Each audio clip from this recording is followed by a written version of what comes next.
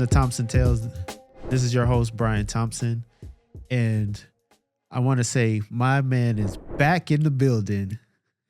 He missed last recording episode, and I truly missed him and all the things that he was going through. So we kind of want to tailor to, I guess, what you had going on, Cedric, that you had to miss the recording and not show up. But no, we was talking in between, sessions of here, and you was telling me a lot of the stuff that was going on. And I want our viewers to kind of bridge the gap between, the last episode that they saw you. I guess it was episode 2. So go ahead. Well, I'm happy to be back. So I have been going through some changes in my life. I always try to communicate with Brian and also everyone else. I try.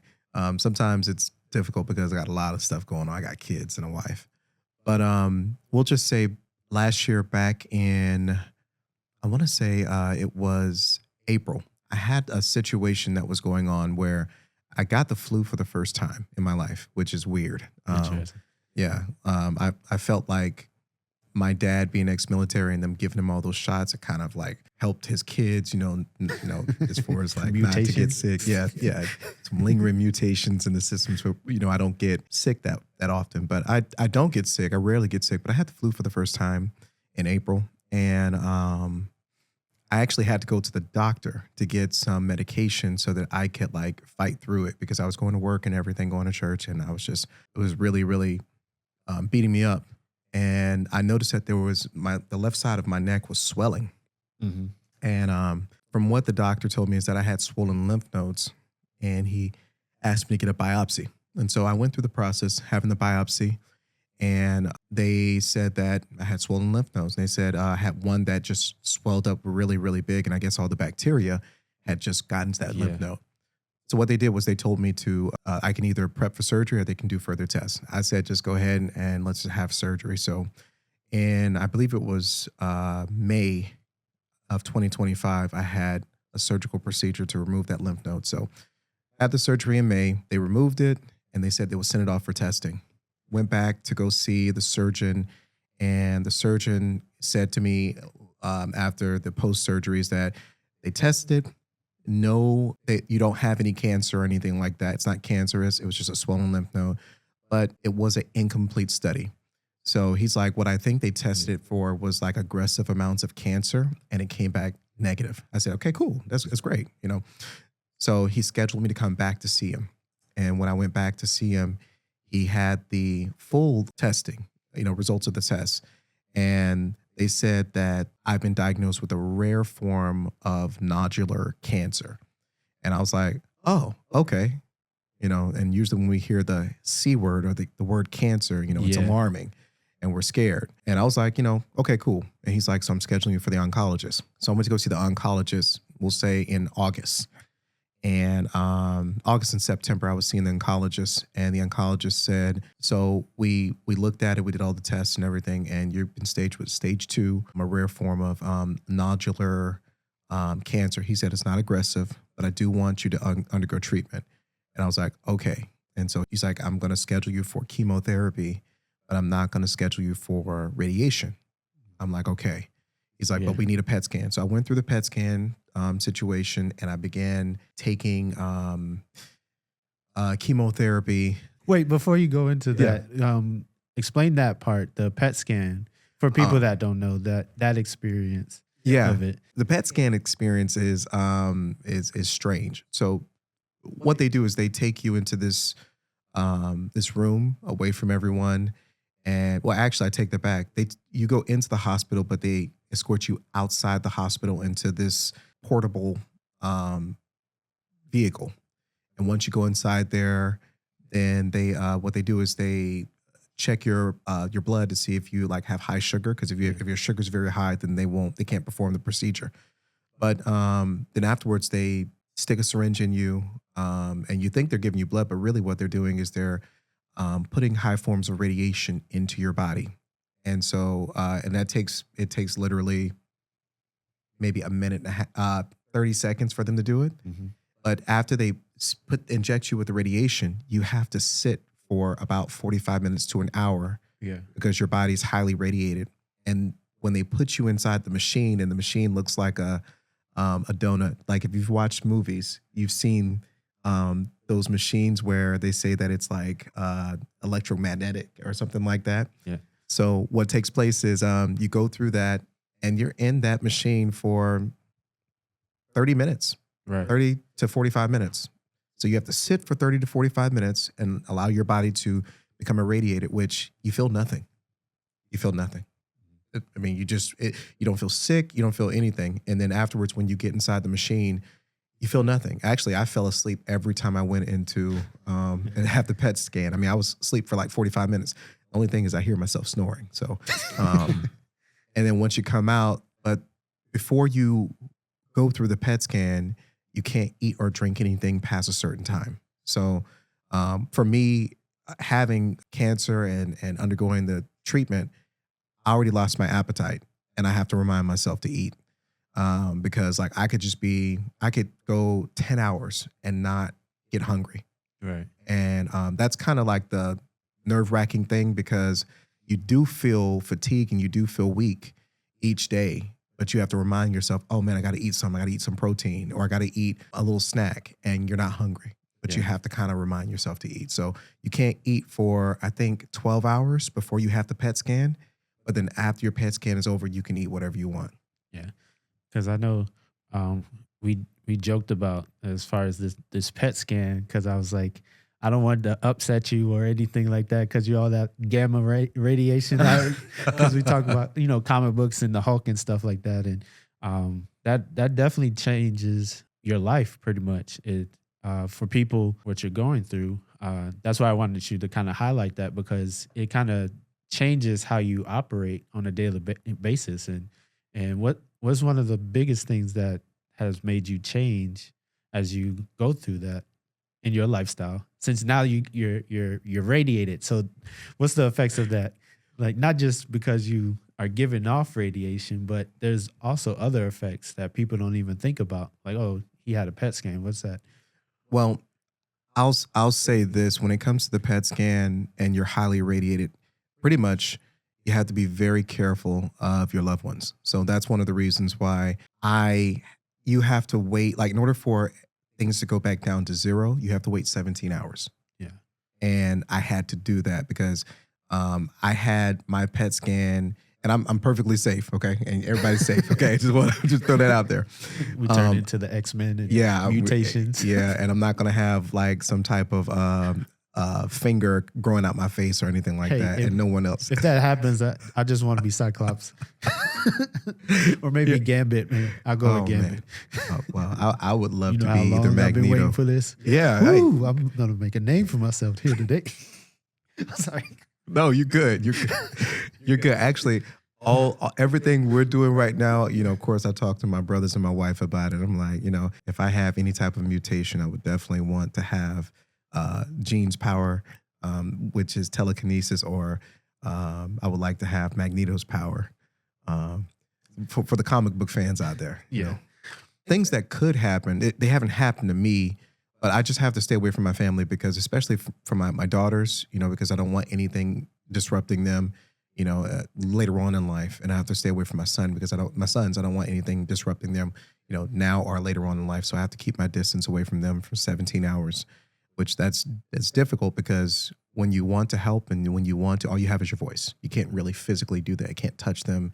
I have to stay away from them. So that's very difficult. Every time I have the PET scan, I have to keep my distance from them, or I may just have to be in the car and drive somewhere and then come back at night, and stay in constant communication with them. That's different. But also with the chemotherapy and the radiation from the PET scan and the chemotherapy, your hair could fall out. Have I lost hair? My hair hasn't fallen out, but have I lost hair as a result of chemotherapy and the radiation? Yes, I have. And that's not why I'm wearing a hat. I just didn't get a haircut because I didn't want to.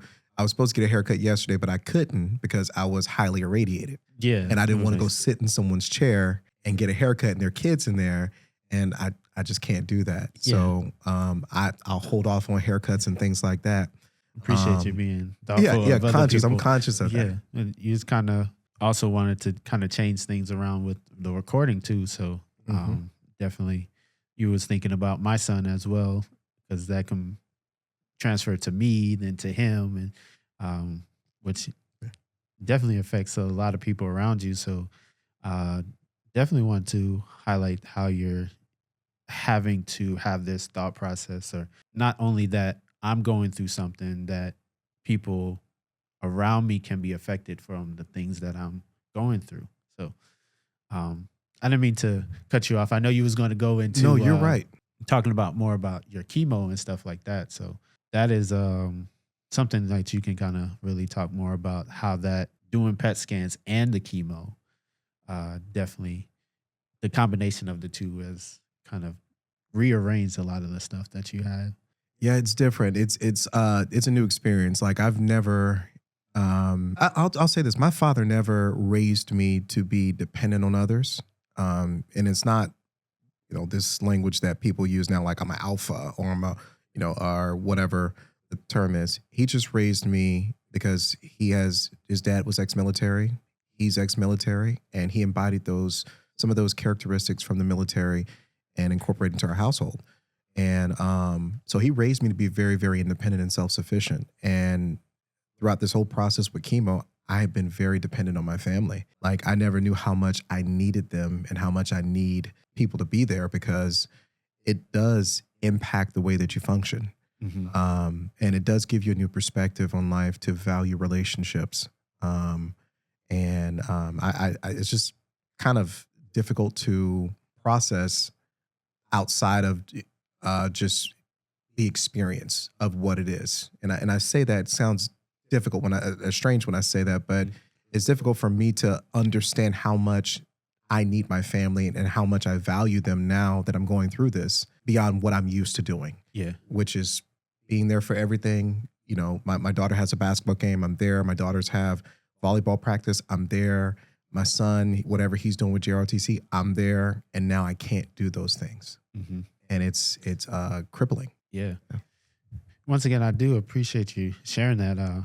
Like I mentioned to you earlier, I asked before you said anything, because a lot of people don't really get to tell the full testimony, or tell a testimony like that while you're going through. It's usually, oh yeah, God brought me through, but what did you actually have to go through to get to where you're at? Because we focus on the fact that, okay, Job went through the trials, and you'll preach all day, be like, yeah, he came out, he has double of this and double of that, and God revealed himself to him. But there's a gem in going through and sharing I guess the bulk of what's happening, the middle portion, the valley part of that testimony, and which kind of led to the conversation that we was briefly touched on before we started recording, is that what is the struggle, and highlighting that, like, we all struggle, we all go through things, and the truth of the matter is that we should be honest with people, basically, and that everything to get to where God wants us to go isn't always sunshine and rainbows, but there is a element to where we kind of skip over. And so you had mentioned something, and if you want to share that with with us while we was in the waiting to start recording, I think that will, the things that you said was really important. Yeah, I one thing that I've noticed is that we have to be conscious of where we are in our capacity and what we're able to give, but also we have to be very intentional with who we tell and what we tell. I say that to you because everyone is not able to digest the things that you're going through and your story. And we have to be very, very conscious of our audience. I'll say that everyone can't take what you're going through. They can't really digest it. And being able to convey it in a way for their understanding is hard. Mm-hmm. But I think we all need a safe place where we can communicate our thoughts, feelings, and emotions and what we're going through. It's important to do that. I say that because, man, there are some things that I felt like I could tell my wife, and I found out I can't tell her everything. Okay, can't. Oh, Like there we go. she's not able to digest everything, and it's not saying that she's not strong. It's not saying that she's not understanding. I think sometimes I think it might be a little too intense for depending on the person that you have committed those vows to really see you outside of what you've always been for them. And it's kind of difficult. Sometimes you have to tailor what you're going through and what you say. And it's like, this isn't the right audience.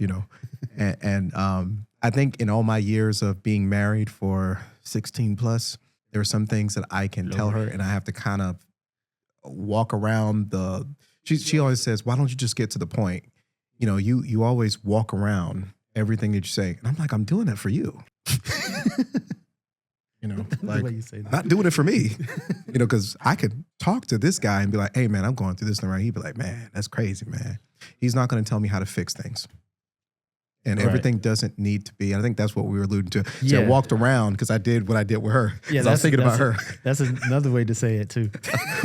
Everything is not always going to be a quick fix. And if we do a quick fix, then I don't think we really are taking time to enjoy the journey and the process Yeah. of things being in the way that they should be. There are some people that want to, I was telling somebody in counseling, many times people in our circle that love us and care about us, they want to fast track the healing process and not Yeah. enjoy the journey. Yeah, that just taking a moment to kind of reflect on that, the process or the journey, just letting that kind of marinate for a moment. I'm thinking when we talk about this, and I guess you can say just with that tagline, just the journey and how it's communicated. One end where I'm thinking about that it's good to talk about these things, even though it may seem uncomfortable because you could be in a place to where you're like Joseph with the coat of many colors, and you have an environment to where people don't appreciate you, or people kind of, basically I'm talking about family. So family don't understand your dreams or anything that God has given you. And because you share it, then it puts you in a place to where you're an outsider, you're looked at different, or you're perceived to not know what you're talking about. But ultimately, it allowed him to get to where he was supposed to go. So then on the other spectrum, then you have where, like you just mentioned, you was like, oh, you got to be careful where you tell people what, especially like what God has shown you or a dream or things like that. And people may not be able to receive it, or they're not at a place to where they can receive it. And I think that's important to know, like you said, your audience, and when you're sharing these stories or sharing testimonies and things like that, or just being in the midst of things, that you understand that audience, because everybody's in a different place. And just to say all that, just to kind of give like a full, I get a concept of like how I think or how I approach it, segueing into how you said, or the first subject or the environment is marriage. How do people understand that, those concepts, or understand, I guess for us, like it'll be our wives, or a wife telling her husband, how do we understand how to relay that to the person that's walking with us daily? Because they're not leaving us. So understanding is like, do I need to tell her or do I not tell her? Or how do I convey that? That's a loaded question. Wow. Man, relationships do mature over time. as we continue to invest in them, because relationships are essentially investments. I think that we have to find ways to communicate and convey. If we look at learning, everyone has different learning styles. Everyone has different um, ways that they understand things. Like, there's some people that understand when you write it down. There's some people that understand it better when you create pictures. People are just different. And many times in marriages, that's where the issues come, is that people don't feel understood. They don't feel heard. Yeah. And in not feeling heard and understood, sometimes they go places or go to people where they feel heard and understood. Yeah. So I think as men, or even as ladies, we have a responsibility to effectively communicate and find the best way to communicate. It's difficult because you're learning you're learning a person that's not you. And we know, just like love languages, and not to deviate too much, but No. everyone has their own love language. And sometimes we communicate our love language the way that I want to be loved to another person. Right. For example, my love language is words of affirmation. So when Christmas time comes, I don't care about gifts. Yeah. I care about someone saying I love you and I appreciate you, and that's $10,000 for me. Yeah. Reality, like that's just what it is. But when they give me gifts, I don't reject the gifts, because I understand that for that person, they might be saying, my love language is gift giving, so I'm going to give you all the gifts I can give you, because that's the way that I show love. Yeah. And also receive love. So when it comes to conveying sacred information to us, we find a way. We find a way, whether that's, setting, taking someone out to eat, or whether that's going for a walk and holding hands, whether that's driving in the car and y'all listen to your favorite song. Hey, I need to talk to you about something. And it's important to me. Mm-hmm. And I just want you to listen. Sometimes we have to kind of set the setting and the atmosphere. Hey, I just need you to listen to me and try your best to understand. Yeah. Sometimes that's the best way to effectively communicate those things. You make a face. Yeah. It's because it's hard. It's a difficult thing to do. It is. I totally agree. And, just many of conversations that we've had, just, before we even did this podcast, just about marriage and communicating, because that kind of really is a cinder block, is a key piece to developing and maturing the marriage and growing together as one unit. And, because this is Thompson Tales and we tell stories, so which he named, by the way. I'm sorry, I'm getting off, but he named it. I've been waiting to say that for the longest. You named this podcast, okay? All right, so if I get a lot of attention, it's because he did it on purpose. So thank the Lord that it stuck. And that's the Lord's doing through him. I didn't. But coming back, so my story is, it's like by the experience of going into 4 years of marriage. One of the things is like, I don't understand why this is so hard to relay my thoughts to an individual that, I've been dating, and it seemed like, we've been talking and everything's just kind of like lining up. You get married, everything changes, like everybody said. And so that was one of the things that I wasn't expecting to change. So when I'm communicating, especially spiritual things, I had to remind myself, or I wouldn't say that. Somebody had to remind me, thanks to a mentor of mine, saying that you can't tell your wife everything. And also, you grew up in church. She didn't. You have a lineage in walking in the faith that she doesn't have. So trying to talk to her and expecting her to understand isn't always going to be the case. Like, that should not be an expectation that you have, that she's always going to understand.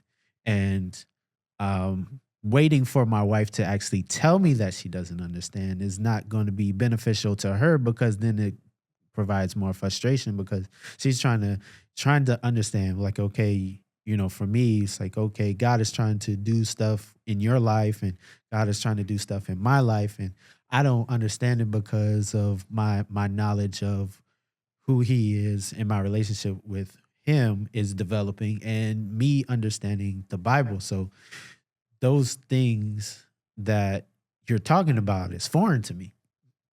So for me, I had to kind of understand that to where I don't get frustrated.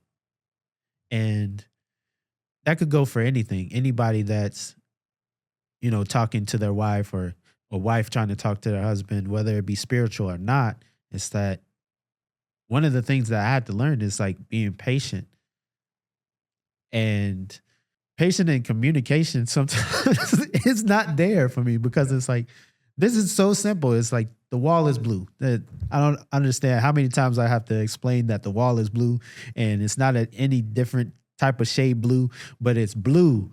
And how to get blue, I don't even really care how it got blue. It's blue, and we just gonna let it be.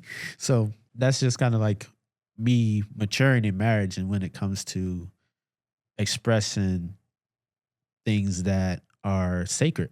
I commend you on your maturity in your marriage because I got married, I think, at 22. And it took me, I think, 7 years to stop competing with my wife. That's wild, right? Yeah. It's because I was so immature and I got married so young that like my brain was still developing. Like I just knew that I had children, I had to work, had to pay bills, but and we kind of lost each other for a long period of time, and effectively communicating wasn't my thing. It was, hey, I'm doing this, I'm doing that, you do your job. And that's how our marriage was.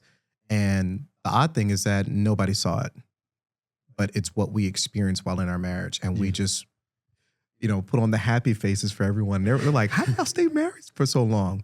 And it's like, well, I was just consistent in paying the bills and being present as much as I could. And it took me years to realize the importance of investing in my marriage and giving my best to it. And that came with effectively communicating, telling her, we had to grow to a point where I could tell her, hey, I don't feel good today, or I feel sad, or I feel hurt, because I wasn't raised to communicate my feelings like, I feel down today, I feel sad today, like this person passed away, and I feel really, really bad. Yeah. Like I wasn't raised to do that. Yeah. And so she would say, hey, how are you feeling? And I'm like, I'm okay. I would lie to her every time. And I had to understand who she was to me and what a wife was to her husband, because we'll just say this, and not with cheating or anything like that, but we were very much girlfriend and boyfriend with a marriage license. Yeah. The first 5 or 6 years of our marriage. And there are many people out there that function the same way, just boyfriend and girlfriend. Yeah. And there's no investment. Me getting to know who you are, know your childhood, understand the boundaries and respect those boundaries. I didn't care about that. There were things I said to my wife that I would be ashamed of myself if I said on this podcast. And it's not anything like, cussing her out or anything detrimental. It's just like I said insensitive things to her and I just didn't care. Yeah. So I had to go through a process of learning how to speak to her as my wife, learning how to become a better husband, and understand that my role isn't limited to just providing financial security, but as you said, providing leadership. And leadership doesn't come in all the ways that we conceptualize. Even if because you mentioned earlier today talking about Job. Job was leading his wife even though he had the sores on his body. Yeah. Okay. He was leading his wife even though he lost everything, because I think in Job 1, he said, the Lord giveth, the Lord taketh away.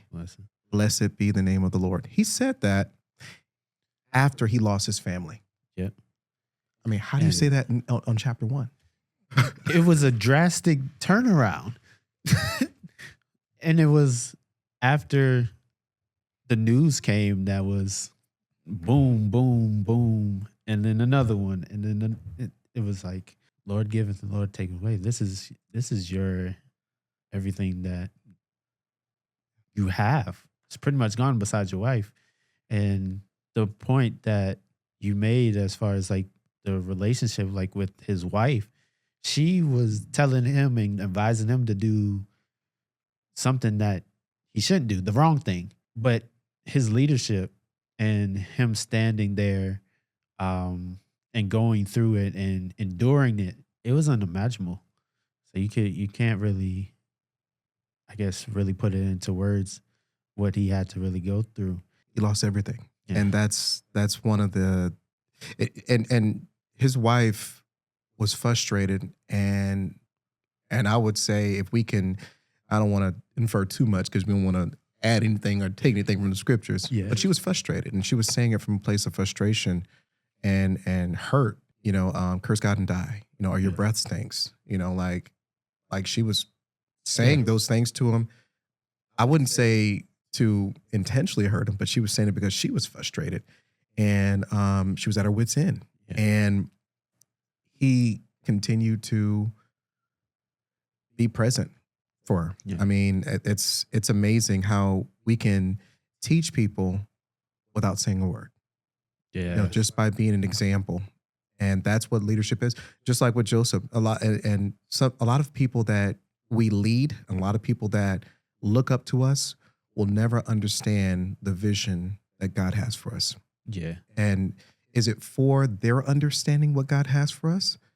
I would say maybe in due time and due season, if God reveals it to them.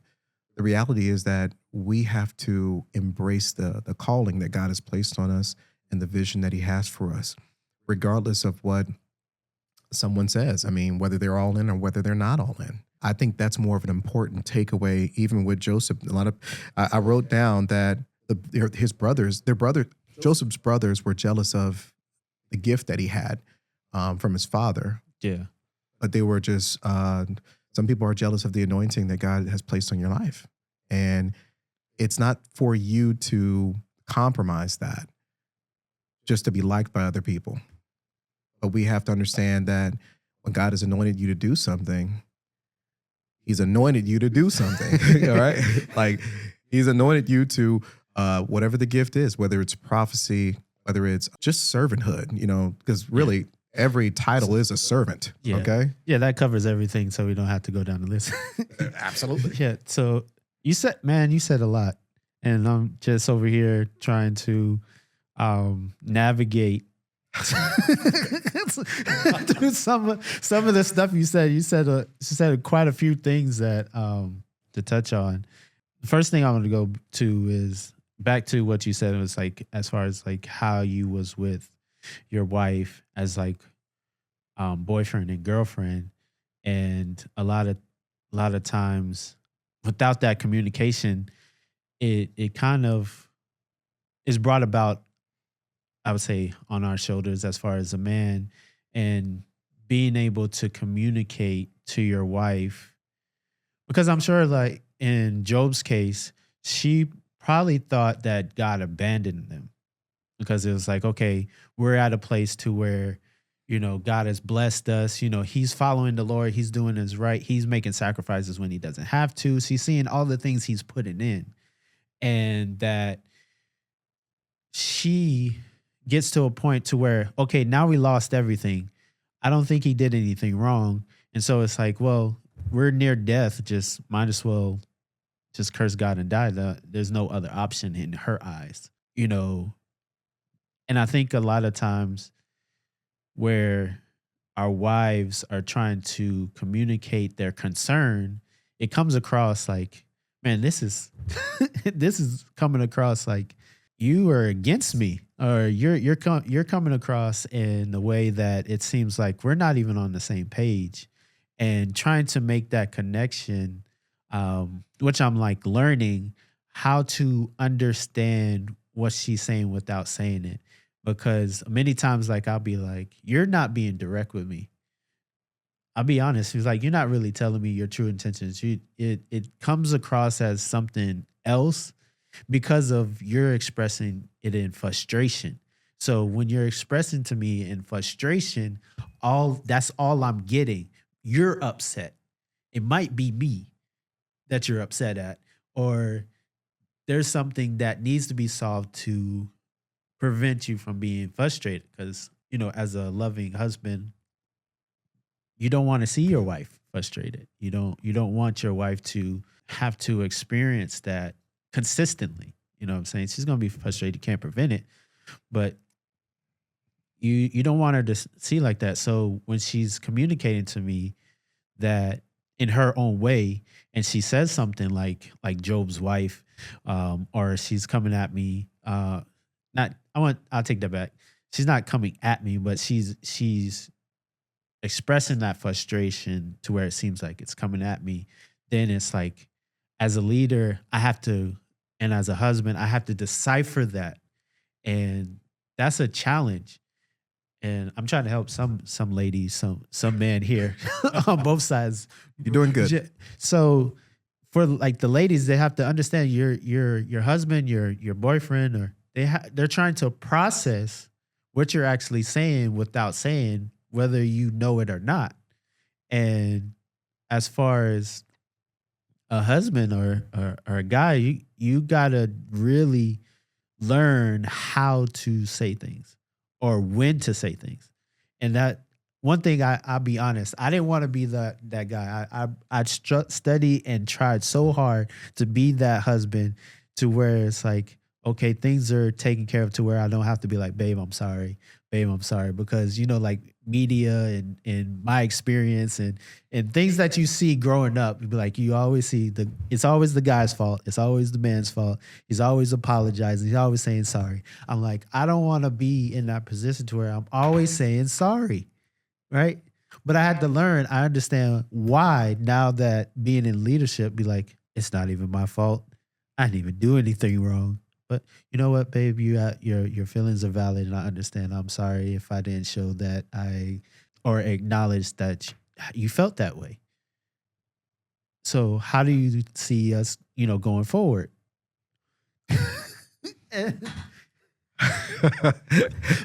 You said, I went on a tangent, but you said that it was a loaded.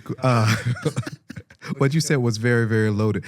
I'll tell you this: being married 16 plus years, I had to move from saying I'm sorry to saying I was wrong. And, I like playing chess. So for me, I was always in checkmate until I was able to learn how not to be placed in a position like that. A real quick story. I was doing counseling with this guy, and the guy was an ex-con, and he wouldn't talk to me until we started playing chess. So like third session, we played chess. And we played chess because that was the only way he would open up and he would talk to me. He beat me every time because he spent over 20 years in prison. Mm-hmm. He beat me every time except for twice, okay? And in those 2 times, I didn't win, okay? Came close. We just were at a stalemate those 2 times. I'm saying that to say this, that saying that you're wrong is an important thing in your marriage. Mm-hmm. First of all, what you're doing is you are taking accountability, and you're teaching accountability. Accountability is ownership. And I hear most men say that they want a woman to take accountability. They want their wives to take accountability. Yeah. The thing about it is, in many cases, because every household has a little bit of dysfunction in it. Every household, we can't avoid it because we're human. Mm-hmm. We're flawed. We're not perfect people. So understanding that every household has a little bit of dysfunction, it's important for us to not try to fix, again, other people, but try to understand and then build something together that's new. Mm-hmm. And if she is fighting against her, the structure of her childhood that was very dysfunctional, but it's ingrained in her because it's learned behavior. Yeah. Sometimes it's important for us to recognize it. Sometimes we're wrong because we got it wrong. We understood it wrong. Yeah. And I remember the first time I told my wife, hey, I was wrong. She's like, you were what? And I was like, I was wrong. I got that wrong, and I misunderstood you. I misheard you, and I was wrong for that. Or I said I was going to do something, and I didn't do it in the time frame. I was wrong for that. I'll do better. Mm-hmm. She's like, are you trying to get some? That's what she said to me. I had to learn how to say I was wrong and not allow my pride or allow my my ego to influence me to a place where I was thinking my wife wasn't worthy of hearing that I was wrong. Mm-hmm. I told one of my my dear friends, you know who that person is. We ain't gonna say who they are because they might watch this. I hope they watch it, but well, hopefully we're not they do watch purposely it. talking about That's you. why I'm not gonna say the name, so you can watch it. But it's important for us to hold each other accountable, and also important for us to give people permission to hold us accountable. Yeah. Now, I say permission because you can tell people, you can't tell me anything, you can't pour into me, I'm going to reject everything you say. It's a beautiful thing when we're able to allow people to hold us accountable. We all need accountability partners. And also, if Christ is your accountability partner, if the Word of God is your accountability partner, we have people who are spirit-filled that we should give them permission because they care about us and they love us enough to hold us accountable. Yeah. So I'm saying that to you, that being able to be courageous enough and as a leader to tell even your wife, I failed you, I was wrong. Because I've told my children, I failed you in areas of my parenting. And they're like, you failed us. And I'm like, yeah. I'm like, and I say that based on the definition of what failure is. So I explain that to my children. I'm like, I failed you. I'm like, I gave you electronics because I was trying to go along with the trends of what everybody was doing. I gave you electronics too early. And now I feel that you're addicted to it. We're not addicted to it. Yes, you are. Mm. Because if I take that phone away, like you're going to be sweating, you're going to be panting, you're going to be enraged. You know, you're overly stimulated. So you're trying to find something to calm yourself down. That's the way the world is now. Yeah. And sometimes when we do that to our children, we give them tablets at an early age just to keep them quiet. Yeah. They become addicted to it. And again, telling my family, the people that I'm responsible for, that I'm wrong or that I failed them in a certain areas, it shows them my humanity and that I'm allowed to make mistakes. Also, when you were mentioning too, is your wife allowed to be angry? The answer is yes, because anger is a natural emotion that we feel. Yeah. Is jealousy a natural emotion that we feel? Yeah. Yeah. These are all natural feelings that we have. So if she's allowed to feel angry and irritable about something, I shouldn't try to restrict her from those natural emotions. But in other words, in other cases, I should try to understand my best. And if I can't understand, then I need to try to not necessarily ease her from being angry, but allow her to be angry. Scripture says, be angry, but sin not. Yeah. So anger is a true emotion that is acknowledged, like you said. Mm-hmm. And I think that's important for anybody in marriage to allow that. And the mistakes I'll say I made, that it's, okay, you're angry, let me solve the problem. But to them, and even for my own self, solving the problem in that moment, because they kind of want to feel the emotion. They kind of really engulfed in that emotion. So just trying to yank them out is not really good for them, because it's like a whole shift that they're not ready for. So me acknowledging that helps them process and deal with the emotion, and just giving them a solution shows that you don't really care. Honestly, it shows that you don't really care, because you're not acknowledging where they're at. So that process is like, I got to acknowledge that. And then when, this is not just only for marriage, but just in leadership. But since we just focus on marriage, it's that acknowledge that, okay, babe, you're frustrated. All right. Why are you frustrated? And help me understand why, right? Because I didn't know, or wherever you are, like, okay, this is where I'm at, so help me get to where you are. And so saying that, it helps her realize that I do understand, and it de-escalates a lot of the problems, because I be honest that I've put fuel to the fire a lot of times because of just the type of person I am, because I do like to debate at times, and I do like to have conversations. My wife says I'm an extrovert. I feel like I am an introvert that knows how to communicate. That's my explanation. That may be my false narrative, but that's what I believe, because I do enjoy staying home. But I truly had to learn that, I can't always try to debate with my wife. I can't always try to solve the problem with my wife. And that saves a lot of the confusion, and saves a lot of the back and forth and the arguments for me. I think I mean I had to learn that, and I had to go through growing pains in my marriage to learn how not to try to fix things, because I'm fixing it for who? For me. I'm not fixing it for her. Yeah. You know, and it took me a while to learn that. And I'm going to tell you this: it didn't take any counseling for me to learn it. It didn't take any someone coming in and nurturing me. It took me just failing to connect with her and seeing her still frustrated. And just like you were saying, help me understand. Like because I don't like when you are like this, but I understand that this is something that you have to go through. What can I do to help? Sometimes that's what it is, because just being a man and having the ego, we all have ego. So just for anybody that is trying to figure out, we all have ego. Yeah. We can't escape it. That's a human thing, not a man thing. Got two hands You know, up.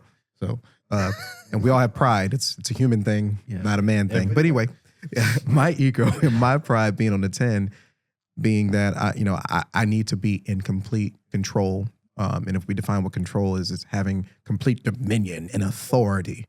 And some people are like, it's not that intense. It actually is sometimes. Yeah. I need to have complete control over everything. You're not allowed to be angry with me or angry about a situation. I can fix it. No, there's some things that I won't be able to fix because I don't have a DeLorean where I can go 88 miles an hour back in time to stop the abuse or dysfunction that you experienced as a child Yeah.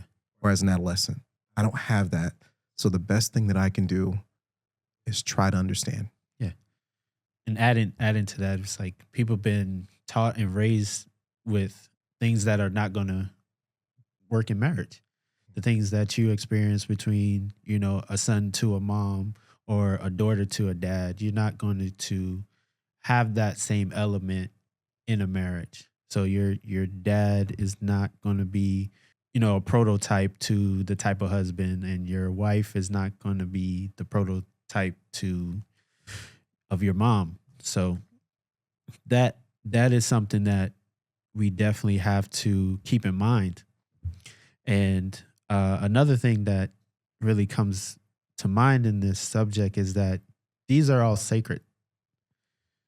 I know we was talking about the testimony and that being, a sacred, or talking about dreams and past, but your emotions in a relationship is a sacred thing that you have to really talk about with your partner, or even friends, like even between the two of us.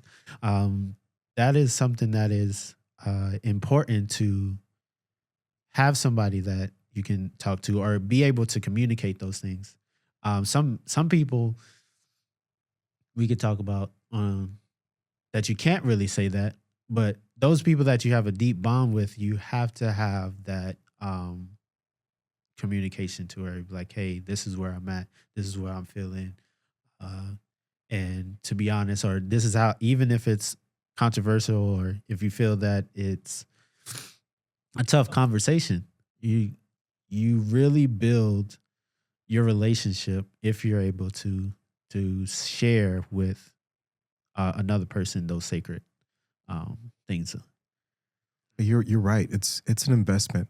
And relationships, they're designed to grow, and also they're designed to die. The things that I talked to someone a while back about, they said I'm an open book, and I'm like, what does that mean? And they're like, man, I'll tell anybody anything about my life. And I told him, I said, you know what? That shows that to me that you have freedom. Like you have nothing to hide. But I told him, I said, there should be some things that are sacred and special only for you. And then there should be a select group of people that you trust Yeah. completely, that they have earned the right to have some of that sacred information. Mm-hmm. Being an open book for everyone to read, I'm trying to still understand the value of that. It's not the Bible. The Bible's sacred and it's open for everyone, because God said all souls are mine.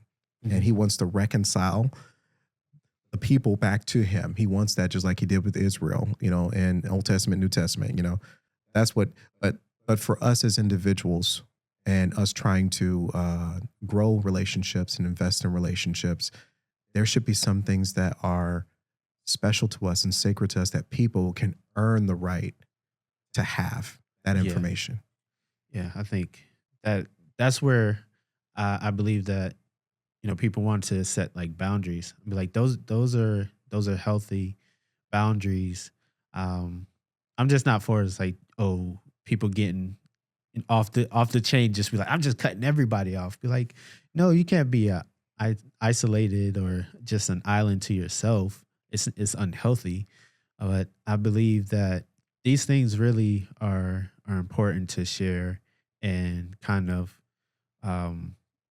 keep people around that you can actually trust. So I'm with you on that. And kind of deviating here, my mind's going somewhere else. I know we're talking about leadership, and one thing that really makes me want to deviate here is just I guess you would say a part of the struggle, the experience, because you did mention that being in your 30s, it's been a been a tough time compared to I guess the rest of your life. But Man, I'm gonna tell you something, man. And I don't think it has everything to do with the chemo. It's not, because I started chemo last year. But in my 30s, it's just been a wild ride. Okay, and I'll be 40 in June. By the help of the Lord, by God's grace.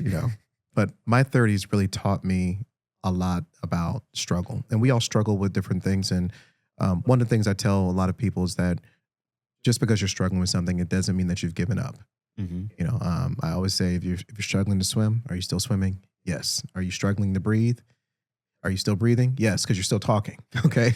So struggling is not the most horrible thing.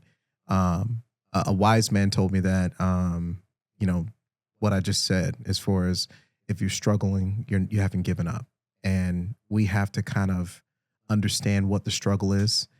And in many cases, again, I'm going back to not work to try to fix things, but to better our understanding about things, where we are in life, and also look at our capacity.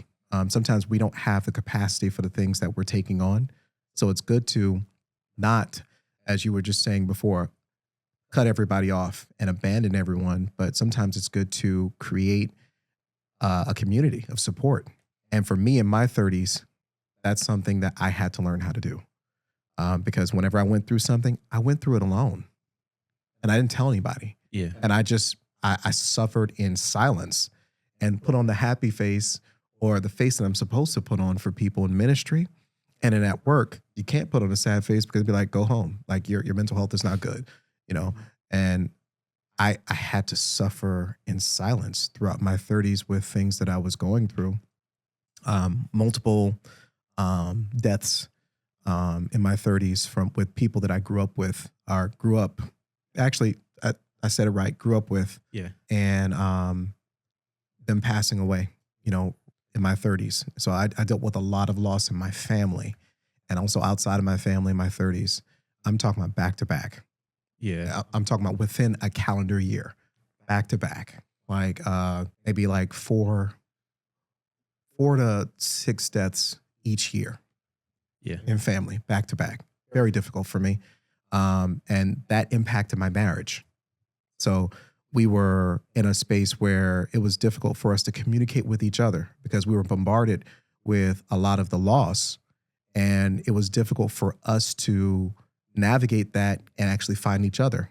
We were actually moving away from each other more than coming to each other for comfort. yeah, And and we were just not united for a long period in our 30s, until we got back to being united. And it wasn't because of the cancer. We just had to kind of find our way back to each other, because we still had to do life. We still had kids yeah, that we had to raise. We still had ministry that we had to commit to. And I think with all those things, we were like losing each other. The romance wasn't romance. We'll just say that. It was just like, man, we got kids that are in their teens and they'll be grown in a year or two or three or Yeah. four. And we got to show up for this, show up for that. We got this kid right here who has this thing. And then, oh, this person died in the family. And then we got to go meet up with this person. Oh, and this person's sick. So they're getting ready. And it's, yeah, my 30s, I wish I could do a redo. And again, I wouldn't want to do that because the same people would pass away. No. All right. No, I don't want to relive that part. No, but I definitely understand where you're coming from, and I really feel for you because some of those people that have passed away, like I was close to too, and that was like I'm just thinking of Jonathan for one, and not only Jonathan, that earlier that year, Bertha had passed away.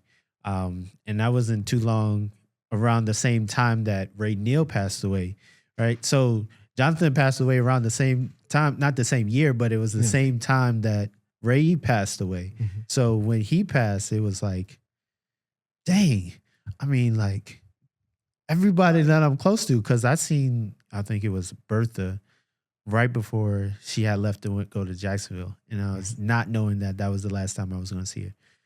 I had messaged and had a conversation with Jonathan about his birthday. And I was so upset that I missed that because on my calendar, it was like a total different day than it was supposed to. And I was mad with myself after he passed because I was not there. I missed that opportunity to be with him. And I remember when you told me what the cause was, I don't think I told you that I had a conversation with him and saying that you got to make sure you take care of yourself. You got to take your medicine. So when you said he was like, oh, he didn't take his medicine, because I was like, I was so confused. So loss is just something, it's something hard to talk about. And that's when I just started dating my wife now. And she going through that and trying to tell her how I'm feeling and trying to, build that relationship and open up to her, because also on her end, she lost her grandmother. That was her last grandparent. So trying to get married, it kind of felt like we love each other and this is going to work. We know we believe in each other. But at that point in time, it was like we started to distant. It was a distance. Like we're going through the motions. And it's like, you should be having this cloud 9 feeling. You should be way up here. And I didn't really get to experience that with her because of the fact, like, those things that were sacred to us, the people that are sacred to us, like, dude, like it's still, as you can see, it still affects us to this day, dude. I miss my brother. Like, I did not get a chance to share the moment with him of me getting married because Jonathan was like, yo, I would say he was a big supporter. Like, I can't even describe. I know I'm going on, but No, it's good. It's good. It's good to hear those things because I was actually beefing with him. And I say beefing because he wasn't taking his medication. And you can care about someone so much, but when they lose hope and it's difficult for you to ignite that spark or that fire in them to live, live for themselves, to want to do better for themselves. And also, even right before the strange thing is that I had 2 cousins pass away before Jonathan, and Jonathan attended their funerals. And then a week later he passed away. So it's like, and you're being bombarded with the loss. And that was just 1 year. And we talked about, Ray Neal, which is my brother-in-law, passing too, Bertha.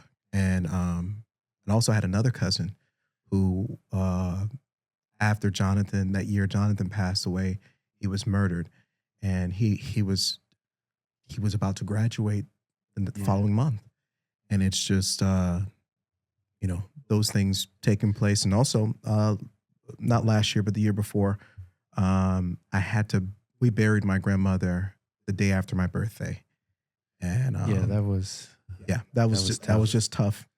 And so those were all my 30s.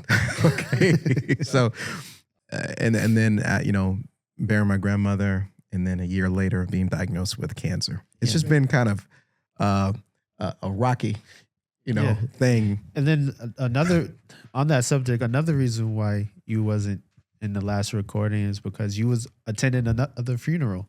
Yep. Yeah. It was back to back because you had one the week before, and then it's like, okay, I think we'll be able to schedule it here. We're like, man, I can't make that one either. I was like, dang. I've known this lady my entire life, and she passed away. And the crazy thing is that some people that I work with told me she passed away, and I said, "You got to be kidding me!" And so I called through the sources, because you got sources that everybody know everything, and they told me, yeah, she was on life support and she passed. And then we had another funeral that we had to attend. So just a lot of loss throughout the decade of my 30s, which I told someone this, that being diagnosed with what I was diagnosed as far as cancer, it changes you, not just change you, because with chemo, they said, the first thing they said was, "Do you want to have more children?" I said, "No." They said, "Good." I'm like, "I got 6, so I don't want to have any more." But they said, there are some changes that are going to take place. Just like when I was talking about the PET scan, that's going to have to take place, I think, every 6 months from now going forward. Even when I end it, still 6 months, I have to have a PET scan just to check and see if it's come back. It's just something I'm conscious of. I'm not afraid of it or nervous, but it's just something that I'm aware of. Also, not only that, but just having cancer really just allowed me to really truly value life and value relationships. Yeah. So it's taught me a lot of things.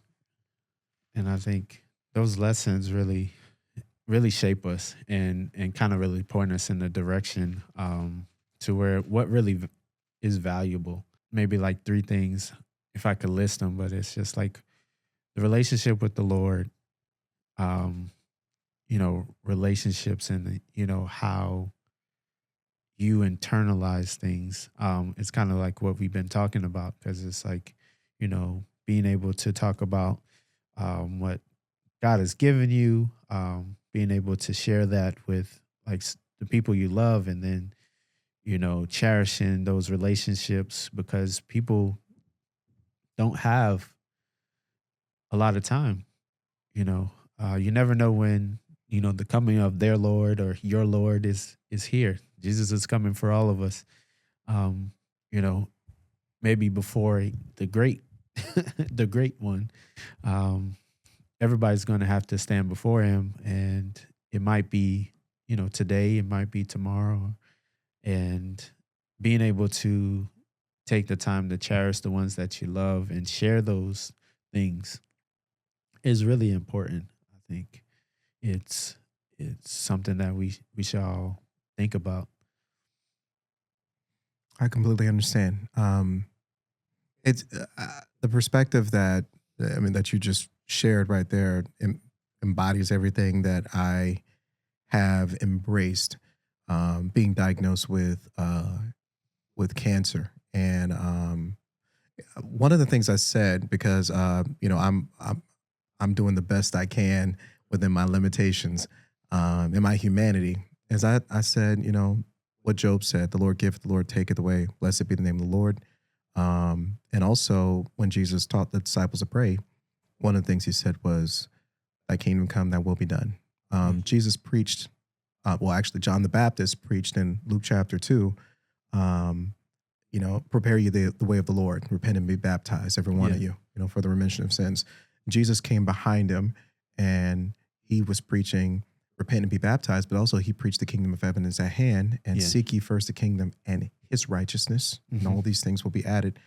And that's been my focus in this year and this season is preaching the kingdom of heaven, as opposed to, and also repenting and being baptized, for the remission of sins, as opposed to trying to help people unravel the yarn, of their dysfunction in their lives, because we all have areas of dysfunction, but it's just preaching the kingdom of heaven, and that's what we should be preparing for.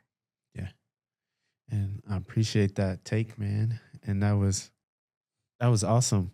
So I really hope that there's clarity in for someone that, listening on, and someone that's trying to, I guess, communicate where they are with the people that they love, and it takes time, and it takes some patience, and that we're all maturing, we're all learning, we're all have some type of intentions to grow.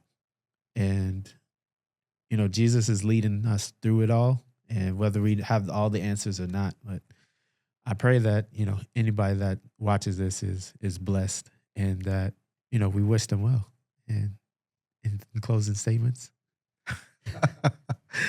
it would just be to do your best, and recognize your capacity for people, even recognize your capacity for ministry.